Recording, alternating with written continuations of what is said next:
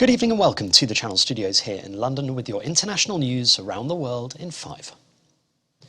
US President Joe Biden says he has agreed in principle to hold a summit with Russian President Vladimir Putin to discuss the crisis over Ukraine. The talks proposed by France will only take place if Russia does not invade its neighbour, the White House said, but the Kremlin says there are no concrete plans for the two to meet. It comes as US officials say intelligence suggests Russia is ready to launch a military operation, something Moscow denies. Meanwhile, Russia's emergencies minister has said that 61,000 civilians have been evacuated from rebel-held areas in eastern Ukraine into Russia.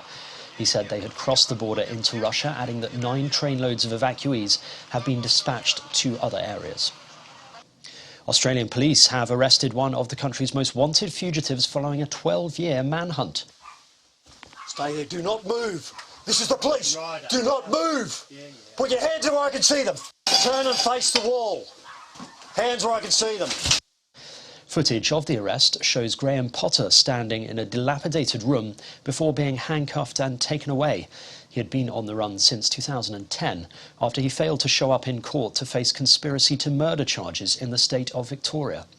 Police arrested him on Monday morning after they were told he was thousands of kilometres away in Queensland. Iranian state TV says a US-built F-5 jet in use by the Iranian military has crashed in the northwestern city of Tabriz, killing the 2 pilots and 1 other person.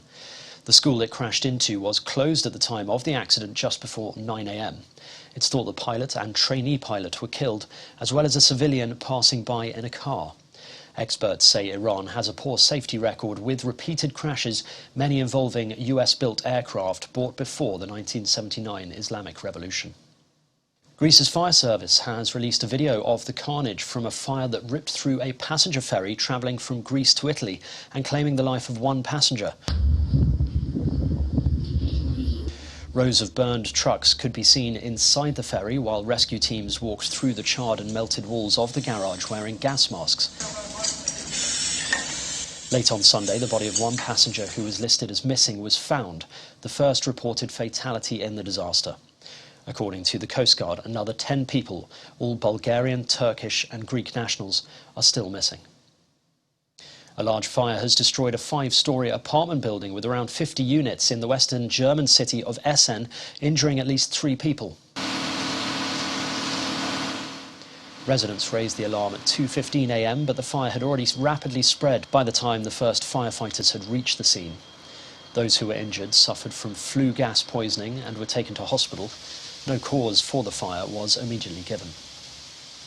Ethiopians living in Kenya's capital, Nairobi, are holding demonstrations against the alleged abduction of a businessman 3 months ago. Samson TEKLEMICHAEL was taken out of his car in broad daylight by people believed to be police officers. His whereabouts remains unknown, and the Ethiopian embassy in Kenya has asked the government for information about him. Storm Franklin has battered Scotland with high winds and waves, with an amber wind warning issued for northern areas of Northern Ireland.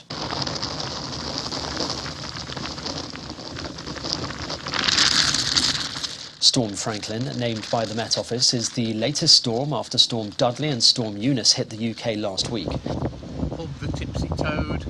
Storm Eunice battered northwestern Europe on Friday with record winds of up to 122 miles an hour, killing at least 9 people and knocking out power for tens of thousands.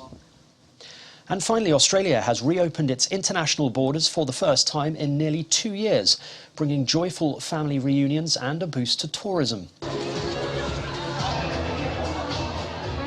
There were emotional scenes and tearful reunions at Sydney Airport as hundreds of people began arriving on flights. The country imposed some of the world's strictest travel bans after shutting itself off in March 2020 due to the coronavirus. Warmth of the welcome that's been given to those first planes that have come in this morning has been quite extraordinary, and to see the way that people have been reunited, the hugs, the tears, has just been wonderful. It's been a party out here at Sydney Airport. Everyone's celebrating. It's so great to have the international tourists back from right around the world. And that's your international news around the world in 5. Now back to the Channel Studios in Lagos.